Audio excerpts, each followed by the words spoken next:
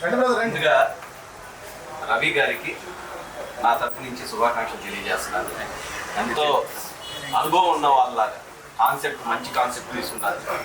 ఆ కాన్సెప్ట్ని తెర మీద ప్రజెంటేషన్ చేయడం, హీరోయిన్ల చేత ఆ విధంగా నటింపు చేయడం అనేది ఈ డైరెక్షన్ విభాగంలో బాగా అనుభవం ఉన్న వాళ్ళు మాత్రమే చేస్తారు.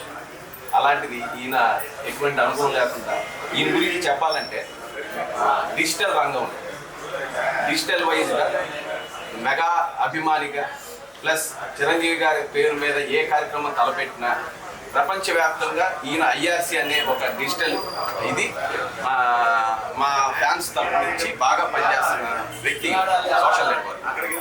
అలాంటిది అంతేకాకుండా చిరంజీవి గారి పేరు మీద సమాజ సేవ చేయడమే కాకుండా జనసేన పార్టీ తరఫున కూడా తన వంతు కృషి చేస్తూ తను గుడివాడలో మంచి పేరు ప్రఖ్యాతులు సంపాదించాడు.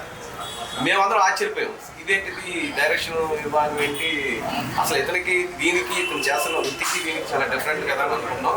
కానీ సినిమా చూసిన తర్వాత ఇతనికి మంచి రాబోయే కాలంలో మంచి అవకాశం వస్తుందని చెప్పి నేను మనస్ఫూర్తిగా కోరుకుంటున్నాను. ఇదే వరవడి మెగాస్టార్ చిరంజీవి గారితో కానీ మెగా ఫ్యామిలీలో ఎవరైనా సరే అతను డైరెక్షన్ చేసి మంచి స్థానంలోకి వెళ్ళాలని చెప్పి మనస్ఫూర్తిగా రవి గారిని కోరుకుంటున్నాను. విజయవాడ సార్.